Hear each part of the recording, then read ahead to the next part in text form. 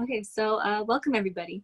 Thank you guys so much for joining us for today's briefing as we prepare for the upcoming hearing on produced water, or as we prefer to call it, toxic fracking waste.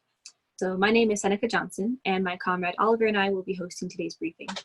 So Yucca wanted to hold this event because we know that oftentimes policies like the proposed rule on fracking waste take place without a chance for community members to learn that they're even happening in the first place, to explore the implications, or to have our voices heard. As young people, we're going to inherit all of the consequences of the rules and regulations that are being created right now, and we almost never have a seat at the table. So that's why even in the midst of this pandemic, when our communities are so hard hit, it's really, really important that we take the time to educate ourselves and to educate others in order to take a stand against the threats that would desecrate our bodies and our lands with poison waste fluids of fossil fuel extraction. So thank you all for joining us today to do so. As always, we like to open up the space by acknowledging the lands that we are organizing on. So we acknowledge the Tewa people and their ongoing work to protect and defend these lands and these waters. We acknowledge that we are on stolen land and that our collective environmental justice work must be rooted in an acknowledgement that the same forces that pillage our Mother Earth disregard the rights of our Indigenous hosts, who are the original caretakers of this place. So let us stand together in solidarity with the Indigenous water and land protectors, whose long-standing struggle this particular battle is a part of. So we're very excited to be hosting Rebecca Sobel from Wild Earth Guardians and Marielle Nanasi from New Energy Economy. And so both Wild Earth Guardians and New Energy Economy have intervened in the OECD rulemaking proceedings and have a lot to share with us about the dangers of the commodification and reuse of fracking waste, as well as their analysis of the proposed rule and strategy for the upcoming hearing. So we want to give an additional quick thank you to Retake Our Democracy for helping us co-host this event by getting the word out. Sweet, so we're gonna get started in a second with the presentation. But I just wanted to let everyone know that we're gonna have 3 sections of this briefing. So the first part is gonna be just understanding what produced water is and the threats that it poses to our health and environment. And then the second section will be hearing the analysis from our presenters of what the proposed rule is and our strategy to address it. And then the third and final section will be going over the process for Thursday's hearing. And after each of these 3 sections, we'll have some room for Q&A from the attendees. So you can just drop your questions in the Q&A section that should be right there on your screen. Also, we wanted to let people know that this video is being recorded and it will be shared with a wider audience ahead of Thursday's hearing. So thanks so much, everyone, for being here with us. And thank you, Rebecca and Marielle, and please take it away. Hi, I think I'm gonna go first, right? Okay, great. First, thank you. Thank you for the space and thank you all for being here. I pasted a link to a Google slide presentation in the chat if folks want to follow along. And I'm going to attempt to share my screen. Everybody can see that? Give me a thumbs up. And let me move this and then go to present. Great. So like I think I'm Rebecca Sobel, the Senior Climate and Energy Campaigner for Wild Earth Guardians. I'm based in Santa Fe, New Mexico, and Tewa territory. I'm just going to start a little bit with what produced water is and why it's problematic. This first slide is a general slide about fracking. I don't think I need to educate this group that in the past 10 or so years, since 2008-ish, the oil and gas industry has transformed with the advent of horizontal drilling and multi-stage fracturing. And with that transformation comes a lot more fracking waste. So instead of drilling 1,000 feet vertically into the ground, frackers are now drilling 10,000 feet into the ground and making right angles and going up to miles, 360 degrees around in every direction. And they're pumping up to frack, they're using a lot of fresh water combined with toxic fracking chemicals that are proprietary and also combined with what's called a proppant, or a mixture that will break up the rock to release the oil and gas. And what comes back up is, for every barrel of oil and gas produced, either 4 on the low end to 12 on the high end times as much toxic radioactive produced water. So they call it produced water, but it is nothing like water. Produced water is contained with radioactive materials, hydrocarbons, heavy metals, carcinogens, and a lot of undisclosed chemicals, because those fracking cocktails are proprietary, and they are also exempted from the Safe Water Drinking Act and hazardous waste procedures. I should also say that today I am using slides provided by Melissa Troutman from Earthworks and Norm Guam, who is a water researcher who's also participating in what's called the Produced Water Research Consortium. And here's why. So we know that lobbying works, but the point about produced water is that this toxic waste is actually exempted from lots of federal laws that govern hazardous and radioactive waste. And it's not by accident. That lobbying goes back to 1976. The oil and gas industry has always produced a tremendous amount of toxic waste byproduct. And if they were forced to have to dispose and manage that waste properly and safely, it would be much more expensive for them to frack. So in 2019, the New Mexico legislature passed the Produced Water Act. And many of you, this is not the first time you're hearing about it. And if you don't know, this was a landmark piece of legislation that made New Mexico the first state in the nation to potentially open up its doors to dumping this radioactive toxic waste into rivers, streams, and onto crops. And this bill was passed very quickly in the legislative session. It had no public hearings and rushed through in under a week. There were only, I believe, 3 legislators that did not vote for this bill. And what's important to note was that this bill was pitched to the public as saving fresh water, that if we allow the oil and gas industry to more cheaply dump and reuse their toxic radioactive waste, we will save fresh water. And that is a horrible assumption to make, because we know if we want to stop the oil and gas industry from producing too much toxic waste, they should stop producing so much oil and gas. And so let's talk about how oil and gas right now is, the waste is handled in New Mexico. You may, of course, know that it's not with the care that hazardous waste deserves.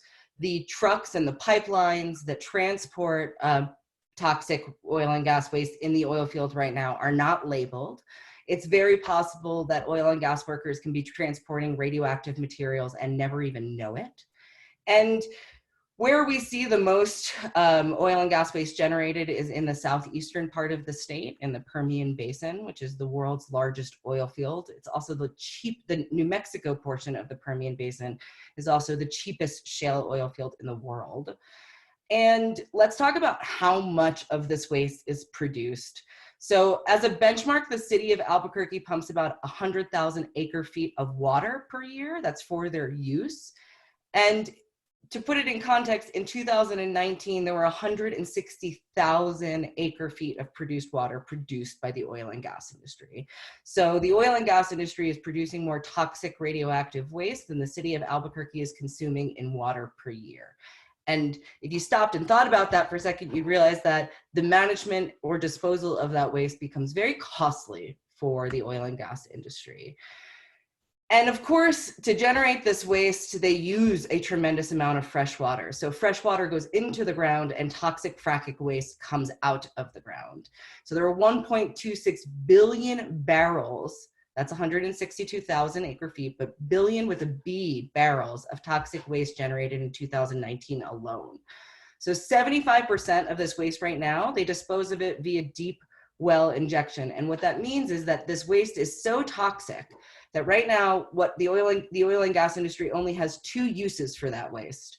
They can either 1, reuse it in fracking, or 2, they need to dispose of it in deep injection wells where it has no potential of reaching the surface or contaminating people. So that's the status quo. And with the status quo, there are a tremendous amount of spills in New Mexico related to oil and gas. They are not illegal. It is not illegal for the oil and gas industry to spill or leak. In fact, they're very, very common. There's 1,588 major produced water spills from 2016 to 2019 alone. That's more than one every day. There are actually close to 4.89 oil and gas incidents. So those include leaks and spills that happen every day in New Mexico. The facilities that manage fracking are not regulated, so it's up to oil and gas operators to decide whether they spend the money to create conditions that are needed to prevent spills, and also whether and how they report their spills. Most of the spills are preventable.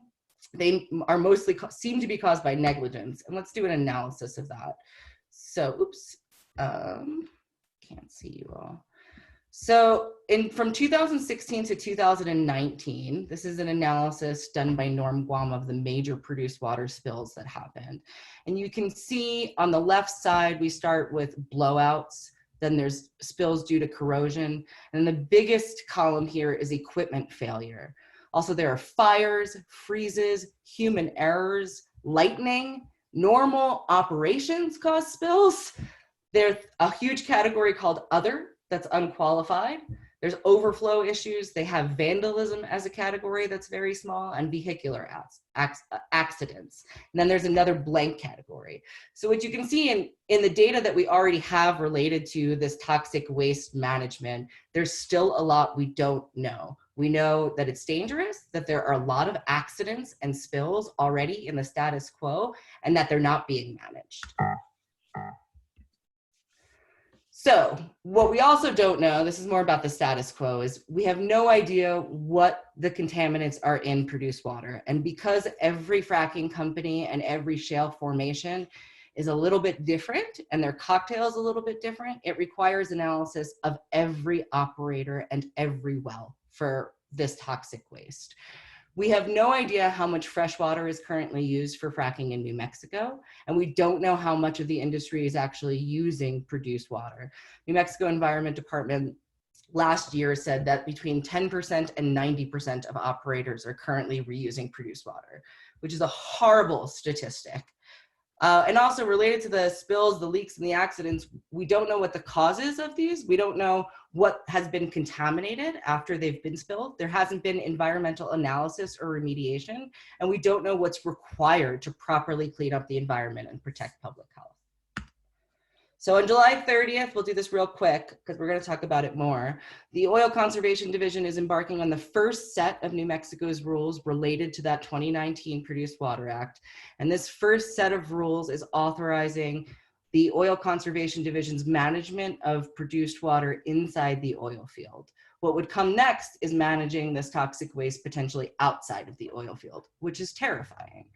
But right now, the Oil Conservation Division is proposing to promulgate rules with the mandate of regulating produced water in a manner that protects public health, the environment, and freshwater resources.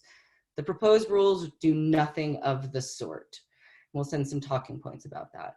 So in short, in general around produced water, what can we do?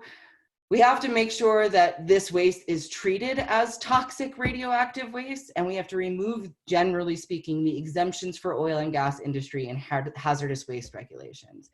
And then when it comes to the Oil Conservation Division and the Environment Department, or the Energy, Minerals, Natural Resources Department and the Water Quality Control Commission, we need to make sure that even inside the oil field, this toxic radioactive waste is treated accordingly. It's abysmal that there are oil and gas workers out there that are being contaminated with radioactive materials and don't even know it. We have to get in front of any potential reuse of produced water and prohibit its use, treated or otherwise, of discharge to land and waters. And the last point is the most simple point, is that if we want to reduce toxic waste from oil and gas, we have to reduce oil and gas production. And these are messages that need to get out there by writing letters to the editor, by talking to your neighbors, and really bringing this issue to the forefront. Our regulators are hoping that the public stays silent and quiet about this, and that we see the potential opening of toxic radioactive waste as welcome and and maybe like rain for New Mexico. But it's up to us to educate everybody working on this, because they don't know the potential risks and how toxic and dangerous this industry is. I'm done.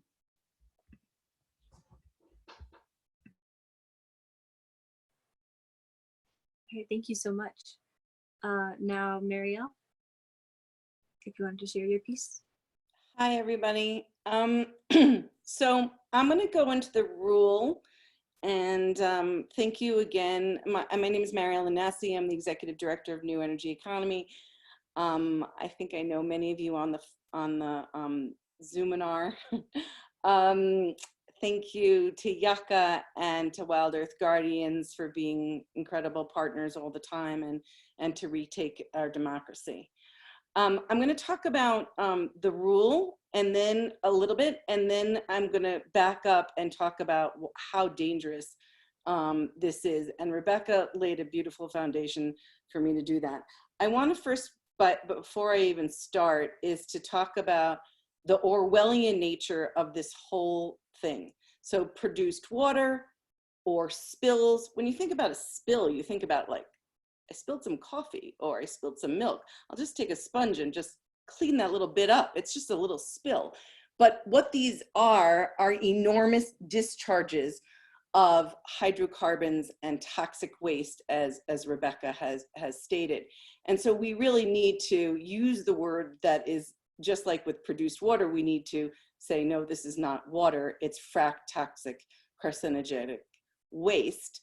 We also have to, and this is part of course, our thinking, right? We have to train ourselves not to use the language that the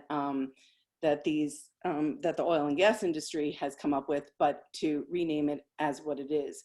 And so it's important for us to think about. So when Rebecca was talking about nearly 5 spills a day, we're talking about discharges sometimes of hundreds of thousands of gallons a day of these hydrocarbons into the water, onto the land, and that obviously is permeating in the air and that we breathe. So I'm going to share my screen for just really one part, and that's to show you what I think is the most dangerous part of this rule. So bear with me for a second.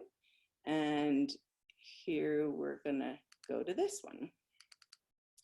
And so now I want to just actually read this to you, because these are the kinds of things that New Energy Economy tries to do, especially, which is to translate the law and the wonky stuff into something that we can all understand.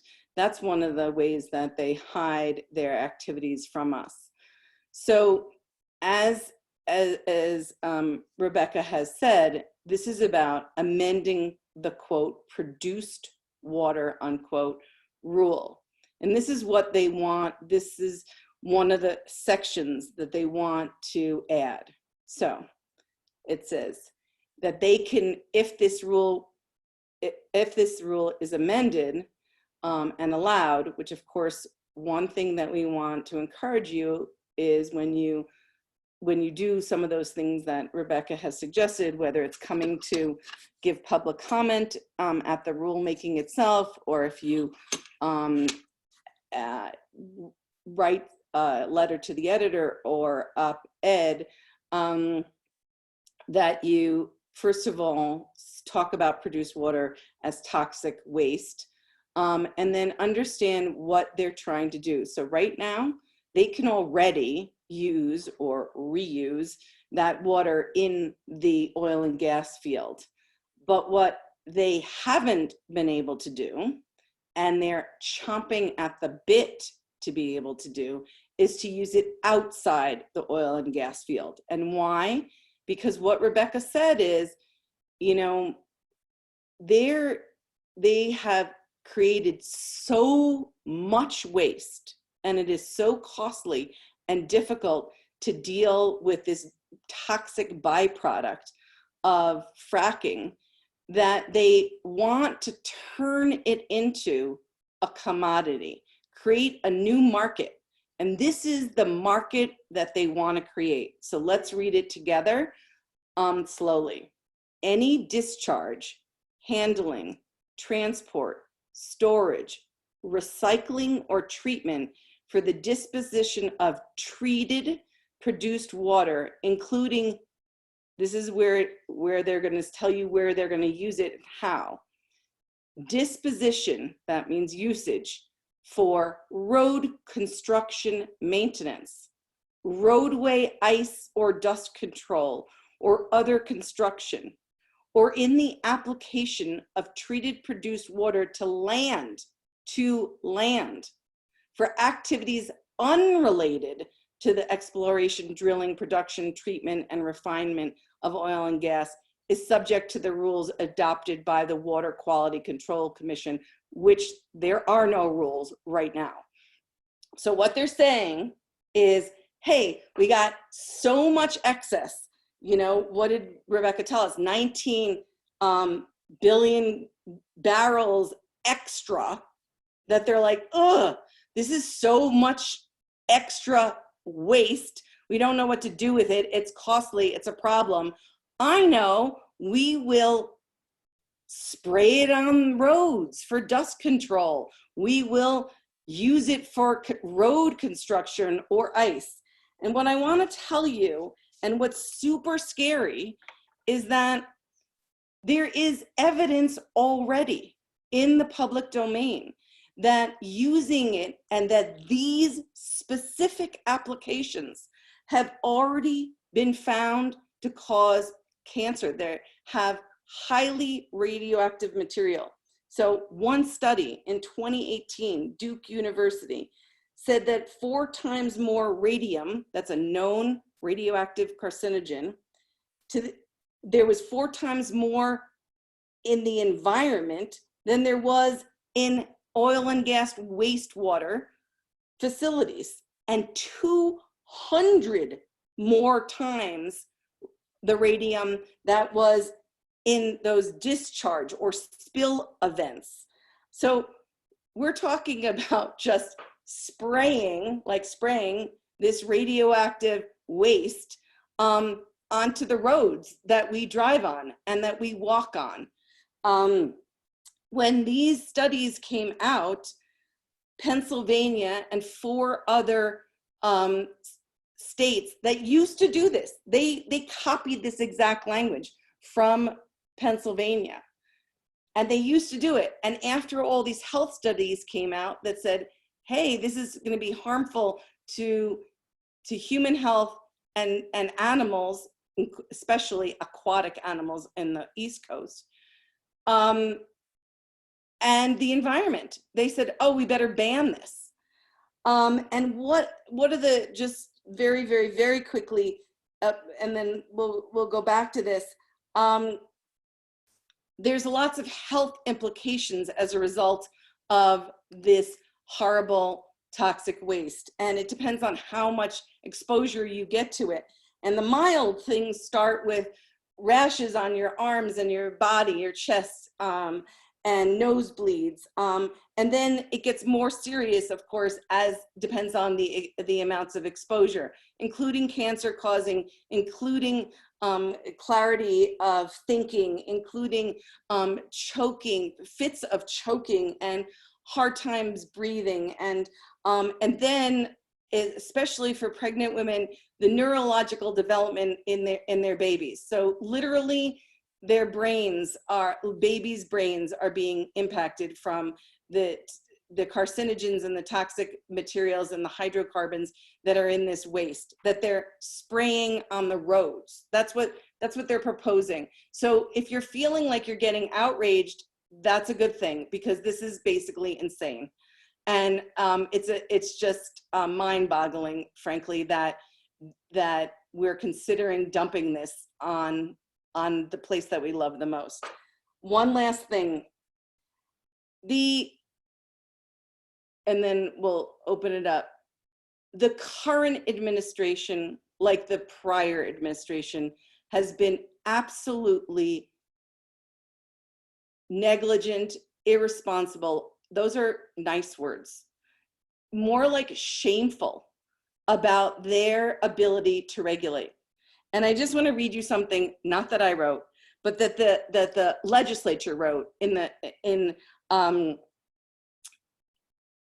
first month or two of 2020. This is what it said about the Oil and Gas Conservation Division, the division that is promulgating these rules.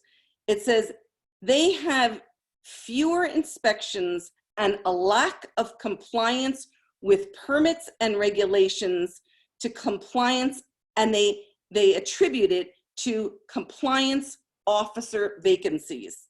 Currently, half of OCD's, that's Oil Conservation Division's, compliance officer positions are vacant. So while the upper echelon of the administration are being paid, and there's people in those places, the environmental compliance officer positions, which include inspections, inspectors doing inspections, there's nobody home. There's nobody home. Yet they want to increase the regulatory field of this body. So I will just leave it at that. But just to let you know that at every stage, I believe that Rebecca would concur, at every stage of the oil and gas industry, there has been a shameful lack of regulation. Everywhere from the very beginning of bonding to make sure that they can ultimately clean up, allegedly, and remediate the wells, all the way through spills and now the discharge of the produced water. So I can talk more about the lack of regulation, which I think is a very severe problem, and that these governmental agencies, and this one in particular, cannot be trusted. Thank you. Yeah, thank you, Marielle, for sharing all of that. And so this is all, really concerning information. And in response, we are planning an action outside of the hearing on Thursday. And so we don't really want to share any of the details right now in this forum, but we would welcome a handful of volunteers who can join us outside of the hearing at 9 a.m. for a visual protest. And so we plan to share the protest via social media and the press, as well as call into the hearing to give our testimony from outside. So if you'd like to volunteer, then please let us know. And of course, we'll all be wearing masks and practicing strict COVID-19 safety protocols. But before we move into the proposed rule, are there any questions for Rebecca or Marielle? Okay, so yeah, I'm just gonna read out a few of these questions. This is a kind of super simple one. Someone's wondering about the difference between brackish and produced water. You want me to take it? Sorry, I got a dog. It gets a little bit complicated. So in short, because horizontal drilling and multi-stage fracturing is so deep and goes so far, it bores through these well drilling casings, bore through what the industry likes to call ancient deep water aquifers. But in truth, as you know, hydrocarbons are fossilized material, and in this case, from the Permian era in the Permian Basin. And there are also pockets of very high saline water that are in the drilling path, if you will. And so when the drill bore goes through and creates fissures in the earth that fractures and it opens up oil and gas, water comes back through and is called flowback. So it's a combination of that fresh water and that proppant and that fracking chemical that break up the rock, go through underground water saline deposits, and bring it all back up with the oil and gas. Awesome, thank you. Someone is wondering, they're saying, what do they mean / plan to do, quote, disposition of treated or produced water? Treated produced water.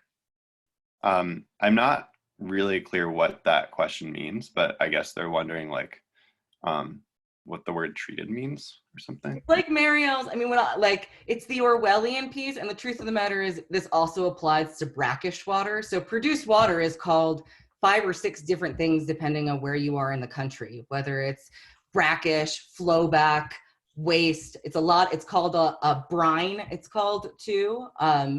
And treated produced water is the exposure of industry scheme to say, hey, tell us what we need to do, whatever it is, and we'll take this toxic waste and turn it into lots of magical things. We'll filter out the water. They're even saying that because they're extracting lithium up with the minerals, that they can treat out lithium and make solar batteries with it. But the reality is every potential purpose or potential treatment of this toxic waste is, one, incredibly expensive, and 2, there is no known process that treats radionucleotides. Let's be clear. There is no process that can treat out radium-224 and radium-226, which are in this toxic waste byproduct. And because of that, the oil and gas industry is just trying to sell the public that there's some way that they can turn this toxic waste into water if they spend enough money treating it.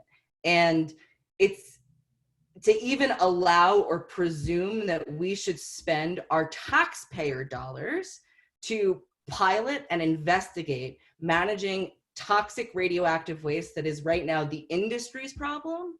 They're trying to make it just cheaper for them. If they call it not toxic or they treat it, they can dump it into arroyos and streams and feed it with crops. You know what? I just want to tell you, there's this, I didn't make this up. You could look it up. I can even put the site in the chat. There's this company called Hungry Horse Environmental, and they are literally, haha, if you like this little joke, chomping at the bit. And they said, wait a second, why wait?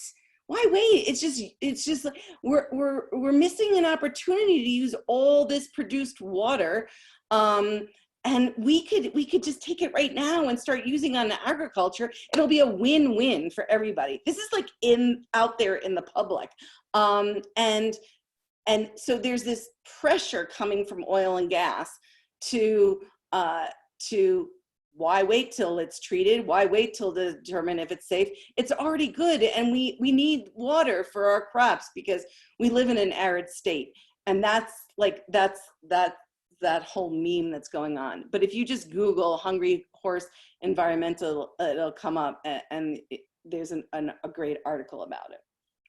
Scary. Awesome. Thanks so much, both of you. We have 2 more questions. I'll just read the first one. Someone's saying, oh, wow, that one just disappeared. Actually, never mind. Okay, so this one is saying, who regulates the deep injection wells for conformity to rules and regulations? When were any of them ever checked for the depth data? I want to answer the question that was written there before it disappeared by the same person, which was about well inspections. So I would love for you to get in touch with me, Stephen Verchinsky, and if I could answer that question, and then I don't know the answer to the second one, and maybe you do, Rebecca. I just want you to know that the question that was there before was about the limited number of inspections and enforcement, and the number of well inspections has decreased by 28% between the administrations of Governor Martinez and Governor Lujan Grisham. So there's less inspectors and there's less inspections under Governor Lujan Grisham. And then there's something else that you need to know about, which is that currently right now, Rebecca talked about that there's only one system, which is voluntary reporting of incidents of discharge. But for instance, WPX, and you might all know about the story where there was a fracked wastewater explosion that literally showered down on Marlene Aucoin and her family, including her husband, Carl George. And after that, you would think that there would be like hyper focus and attention because it got some good press. After that, WPX illegally dumped. They said, we just dumped this fracked waste, 13 barrels, and each barrel contains 44 gallons of whatever's in the barrel. So 13 gallons times 44. So that's something like, around my math in my head, 500 about gallons of fracked waste that they admitted that they illegally dumped on federal land. What happened to WPX? Was there a ticket? Was there a violation of any sort? Was there a threat by the New Mexico government to take away their permitting, or to or not let them have new permits, or anything? Can you guess? Zero. I just want to add that that same operator, WPX, is responsible for a 2016 explosion in the greater Chaco area of produced water, where 36 produced water storage tanks ignited in a fire that burned for 5 days and forced 55 residents to evacuate that have still not returned. And there have been no ramifications to that company that actually sold their holdings and is now called Enduring Resources. So this is very serious, you all. You know, people who break a red, run through a red light or a stop sign or something, they get a ticket, as they should, because it's a public health hazard for all the rest of us who drive or walk on the streets. But here, a company that is having explosions and contaminating the place that we love, nothing is happening to them. The message that they're sending is that your short-term money is more important than our life, and that and our water and our air, and literally, and I mean life.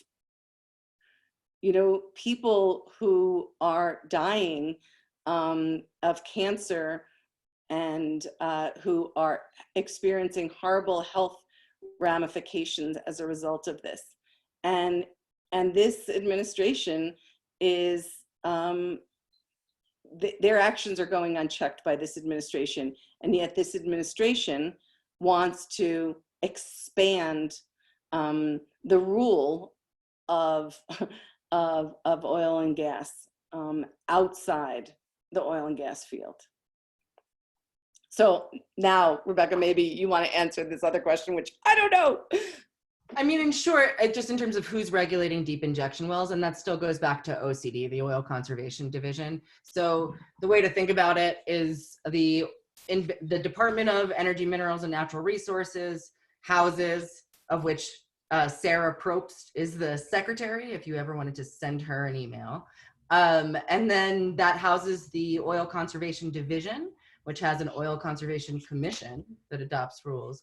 But the division, the OCD, they have the authority to regulate all things oil and gas, quote, inside the oil field, and that includes the disposition or the injection of produced water in those injection wells. And to answer the question, like, are they checked for depth data and what kind of information do we know about it? It is very little. So the proposed rules that OCD is promulgating on July 30th, one of the things they propose to do is, for the first time ever, start tracking the use of fresh water and this toxic waste inside the oil field.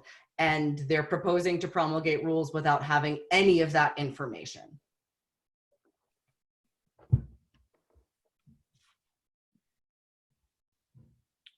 Cool. Do you all want to answer one more question? Do you think we have time? I think we're running a little bit short on time. We can bring this one back at the end because it's more of a general question. So yeah, okay. we can move on. That sounds good to me. Yeah, so thank you all for this discussion about the risks of produced water. I was wondering, could you guys talk a little bit more about the strategy that you recommend for us all as we approach the rulemaking hearing? You want to go first, Rebecca? Yeah, let me at least open with, so we mentioned that this is the first set of rules that this state agency is making regarding toxic oil and gas waste.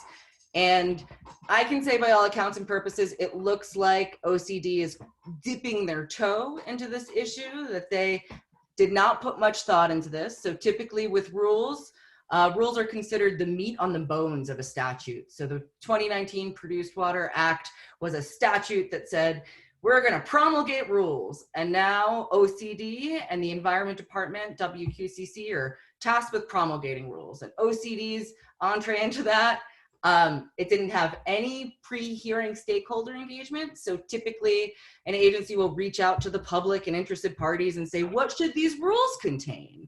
None of that happened here. And typically an agency will say, here are the really clear rules of how you should participate in this hearing. And that didn't happen here. So what we have from OCD is a mishmash, is one horribly just incomplete, inadequate proposal of rules that actually contain blatant language that Marielle read that support using this unverified, unresearched, untreated, unstudied, unmanaged toxic radioactive waste outside the oil field. And unfortunately for us, the division has given us zero indication of how to participate or what time. So what we know right now is that the public needs to email, we'll get into this in a second, but basically email the commissioner to say, I plan on giving public comment. And then right now the public is being asked to show up from 9 a.m. to 5 p.m. on July 30th and 31st to give that comment, which I only tell you all that because it's an indication of just how mishmashed and a mess and chaotic and crazy this whole procedural order is. And I'll let Marielle get into the details. Well, I just want you to know I'm a lawyer, and usually there are procedures. And so like this is how the hearing will go. And not only were they were not laid out ahead of time, like in writing, but in addition to that, I specifically asked the person who's in charge of running this hearing, well, what's the protocol like? How's it going to go? Is public comment going to go first? You know, who's making opening statement and all that kind of stuff? And who are the witnesses for the Oil and Conservation Division? Like normally, you know, before a hearing, you know, who are the witnesses that are going to be testifying? None of that was told to me, and therefore we have nothing to tell you. They basically said at the commencement of the hearing, that's when you'll find out. So it's not because of our lack of due diligence. It's because those procedures have not been shared. And I agree that it's not only mismanagement, and the stakeholder aspect that Rebecca raised is an important one. I just wanted to point out that one of the biggest problems is that if anybody, by the way, also, I think that what we'll do is put both Wild Earth Guardians and New Energy Economies pre-hearing statement on the chat in a minute. Maybe you could do yours, Rebecca, and I'll do New Energy Economies.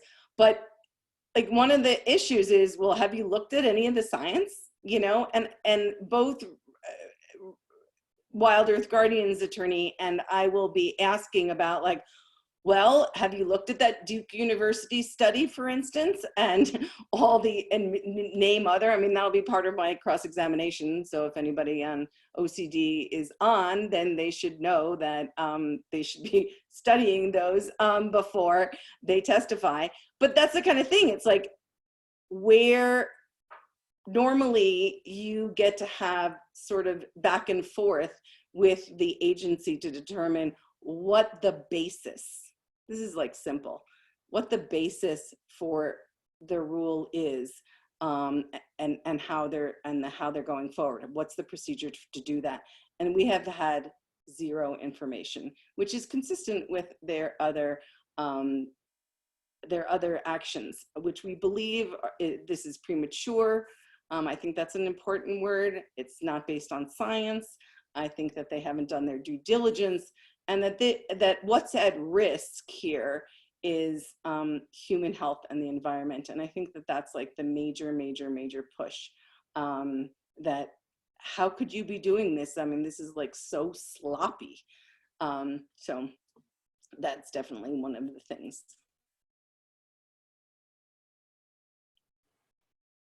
Yeah, thank you for sharing.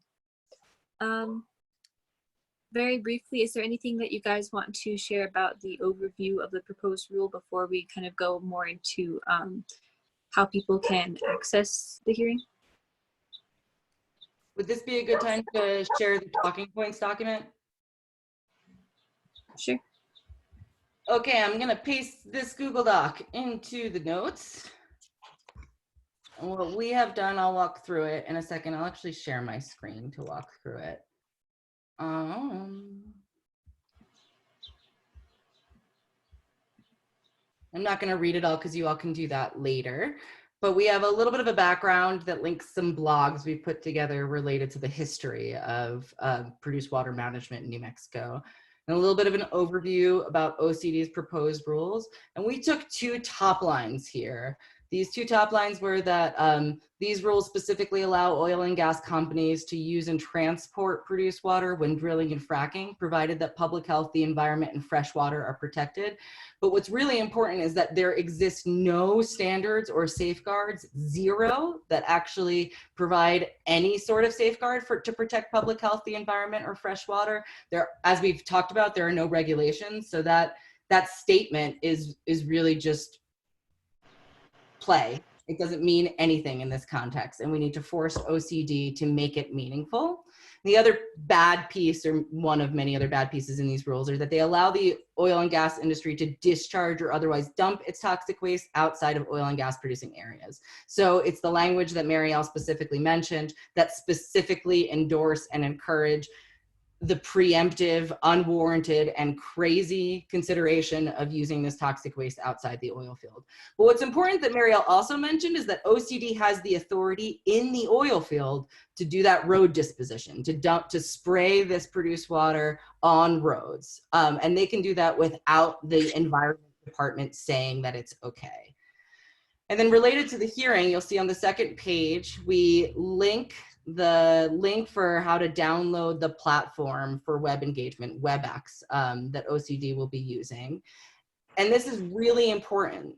If you want to give public comment at the hearing, you must email Florine Davidson. Her email is printed there by 5 p.m. the day before on July 29th. And you need to tell her that you intend to give public comment at the hearing. Don't email Florine to tell her that you intend to give public comment. You will not have space to do so at the hearing. You can also email Florine written statements. Now you can do that in the same email. I intend to give public comment and here is my written statement. But if you only send a written statement to Florine, she will not assume that you want to give a public comment. And then we have a couple of talking points suggested. And so there's sort of three top line. And the first is suspend the rulemaking. These rules should not be happening. They are premature. They had no meaningful public engagement. And the Oil Conservation Division needs to suspend these rules until we have more information and we've done due diligence, analysis, and outreach.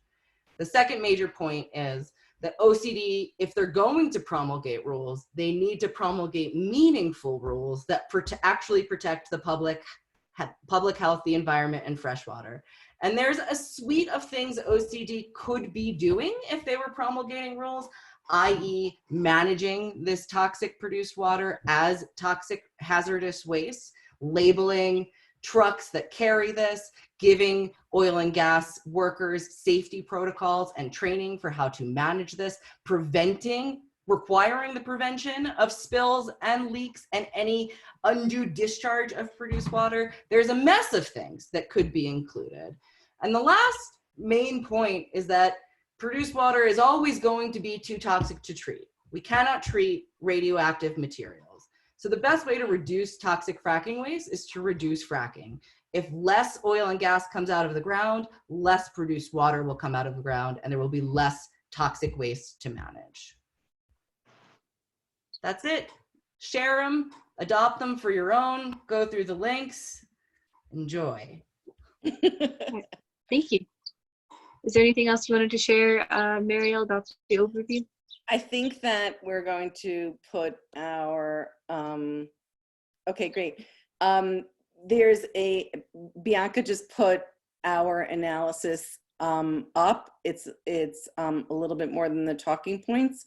And it would be great if you all copy them and print them out so that you have them for your usage. Bianca's saying I should go through a little bit of that. So, I mean, I think that we talked about, I'm just pulling it up here. The main points, which is why the industry wrote this bill. You should all know that industry wrote this bill.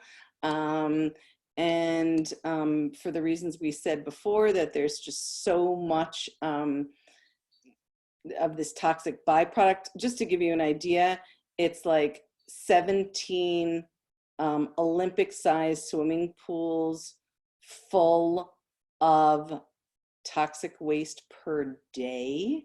And those are 2016 numbers, just to give you like an image in your mind. So it's a lot of waste that they don't know what to do with. And that's why they're coming up with this. And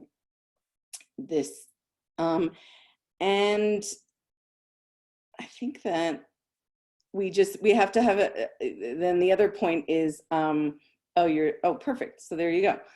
So we could go down it.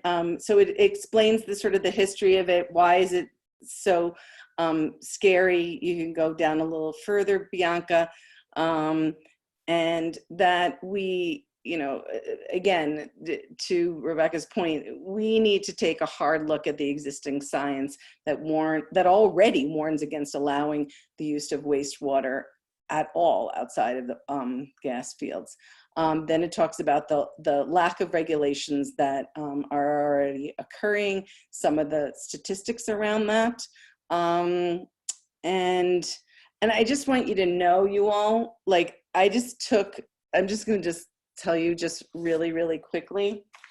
I just went back, and since the day Governor Lujan Grisham took office till the end of March, and I just want to tell you that some of the top oil and gas producers in the Permian Basin, I'll just give you just a little snippet of how many discharges that they've self-reported to the OCD. So Oxy USA, 153, basically in a year, 153 discharges.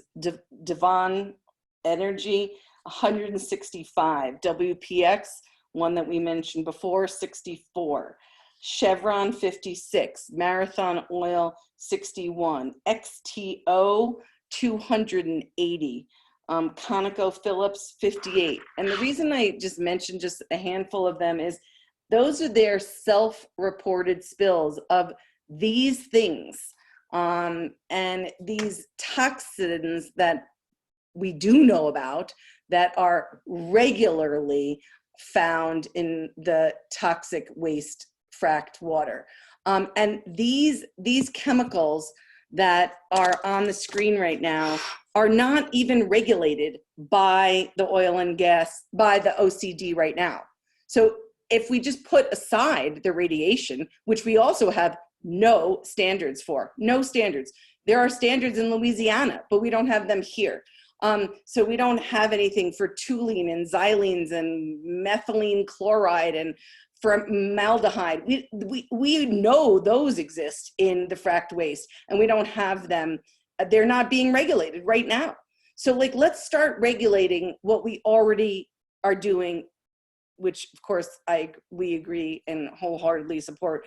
If you want to reduce the use of fresh water, what we want is to stop fracking and to actually regulate this industry. And it starts with, you know, things like this, which is like regulating the current chemicals that are in that are found in the fracked waste. We want them to establish regulatory standards for radiation. And we want actual monitoring and enforcement of the oil and gas companies, and disallow any further well permits for any of these infractions. We need some more money if they're going to continue, which it looks like they are. We need some more inspectors and inspections. And then again, like Rebecca called, we believe that these specific amendments must be delayed until there is a thorough and adequate evaluation of the scientific data, because otherwise this is irresponsible in the extreme. Yeah, thank you both for sharing that information. Now we want to make sure that everyone knows how to sign up and access the hearing. And so to kind of help us walk through that process, we have Saraswati from Retake Our Democracy to help us out. Hi, everybody. I'm also now from New Energy Economy, and I'm going to share my screen with you, which is a much less titillating presentation about downloading Webex onto your computer. So, you know, the first step, which we discussed already, was that you have to email this woman, Florine, and let her know that you want to give public comment. And then I'm going to put in the chat the links for the meetings. And I would recommend that you save these links somewhere, like in a Word document or a note or something, so that you can easily find them on the morning of. And as Marielle mentioned, we have no idea what the what the procedures are going to be. So if you log in the morning, first thing at 9 o'clock, hopefully there will be some description and possibly some timing given to people who have signed up for public comment. I went through the process of joining and downloading Webex and took some screenshots for you. And I also noted that when I did click on the link, it did say, do you want to just join in the browser? So that might be an option for those of you who want to do that. When I clicked on this link right here, it took me to this next screen, which gave me this option, join from your browser. So if you want to risk it, you can just do that. The next screen I got to was to just, put my name and email address, and then it said the meeting is not open yet. So I couldn't go through the rest of the process, but I assume you have to then enter the meeting number and the password in order to get in. If you want to be very safe and in advance download the software, when you click on the link that I am going to put in the Zoom chat again, go to this download it link right here, and your browser will automatically start downloading the installation package for you. You'll walk through these different steps of installing software. I'm sure most of you have done this before. And then you want to test it and make sure that your app is launching. So once again, you would click on the link in your browser, and then instead of it showing up on the browser page, you'll get this, which says, do you want to open the Webex app? And you just say, open the Webex app. And then you log in here, and you again will need the meeting number and password. And I would recommend that you try to get in a few minutes early. They usually have these type of meetings on a few minutes early and test your sound and audio just to make sure that it's working in case it's your turn to testify at some point. And I hope that all of you will be successful. And if you need any help, you know, you could reach out to me at saraswati@newenergyeconomy.org to see if I can assist you, but I can't promise anything. Everyone's computer is a little different. That's it. That's my exciting presentation. Well, thank you for sharing. And then now we're back to kind of the final Q&A section. If there's any questions for Rebecca, Marielle, or Saraswati. Yeah.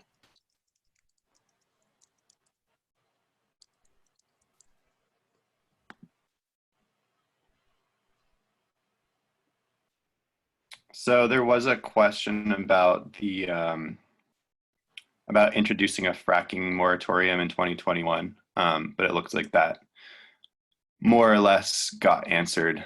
I don't know if either Rebecca or Marielle want to add anything about that. You know, I'd say first, I want to remind everyone that there were only 2 New Mexico representatives that voted against the Produced Water Act. Senator Antoinette Cedillo-Lopez was one of them. And we are certainly in support of a fracking ban in New Mexico, but I can tell you unequivocally that we don't have the power to get that bill passed in the legislature yet. I wish we did. Right now, you know, just to consider this in the politics right now, you know, New Mexico is dealing with over $1 billion in a budget shortfall because the price per barrel of oil and gas has plummeted. And right now, across Southeast New Mexico, they are flaring natural gas with abandon because it is cheaper for them to flare it, and they are selling it at a deficit. So right now, New Mexico, we said our portion, the southeastern part of the state is actually the cheapest shale play in the world, the cheapest place to get shale oil. And you know, New Mexico's been an oil and gas producing state, but it's been only recently that we became the top 3 producing state in the nation.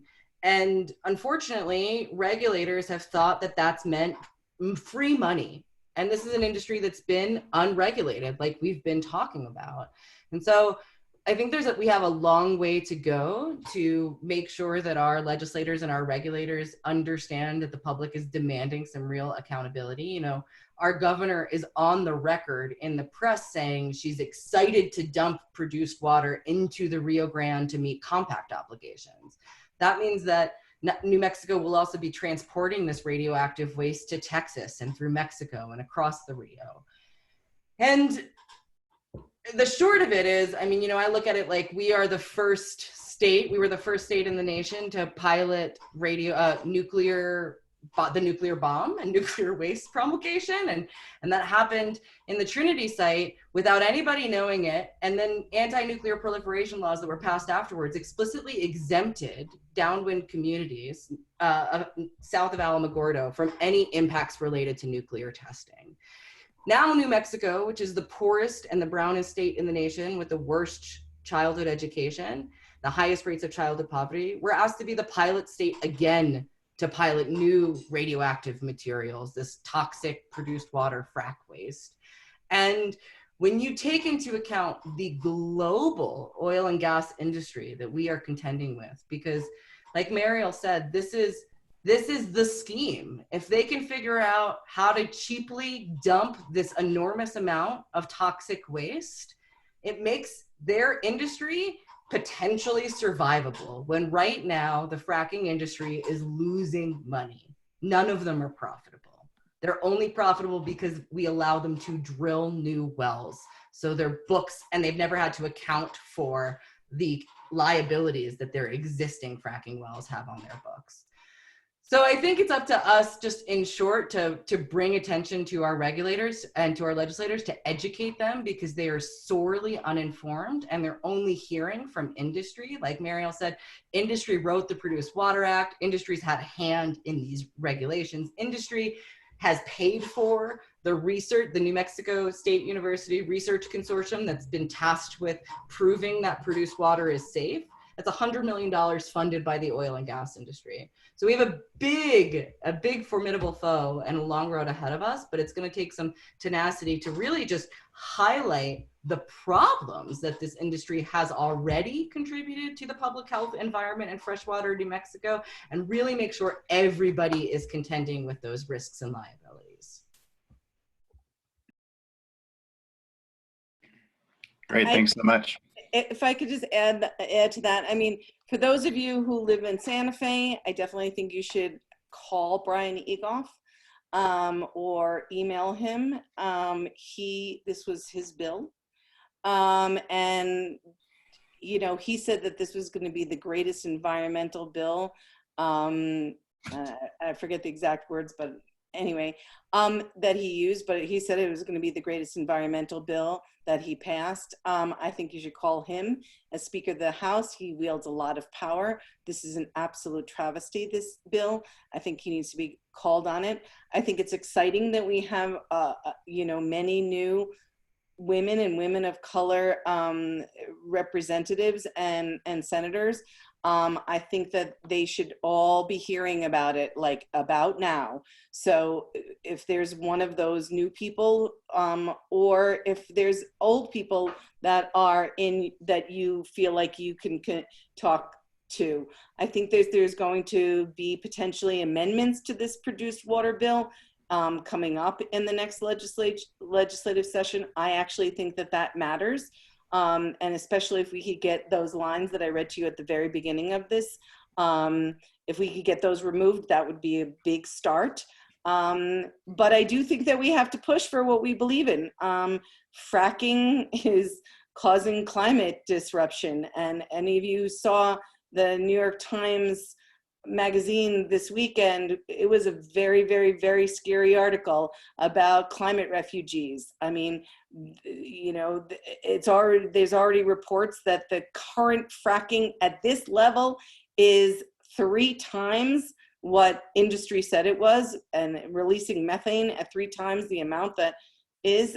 We already have a methane hotspot over the, you know, Chaco area, and in the northwest part. We need to ban fracking, and there's no question that you can write to Antoinette Sevilla Lopez, but you could also, I think that we have to make noise and we have to be creative. And, you know, Yucca's done just a spectacular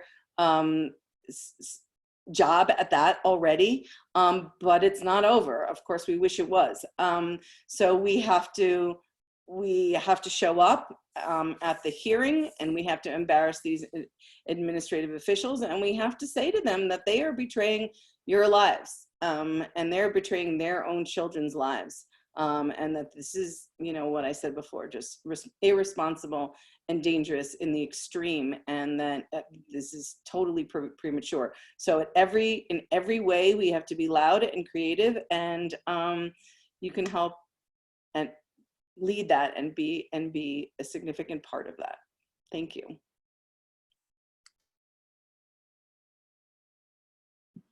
Awesome. It doesn't look like there's any more questions, so Seneca, if we want to close out, I guess.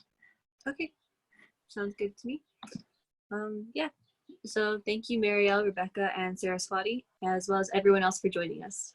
So please help us spread the word by sharing this training, which we'll send you the link tomorrow, I believe via email and our Facebook page, as well as sharing the Facebook event. And as we mentioned before, if you'd like to volunteer for our action on Thursday, then please write to our email, yucca@earthcarenm.org. We'd really appreciate it.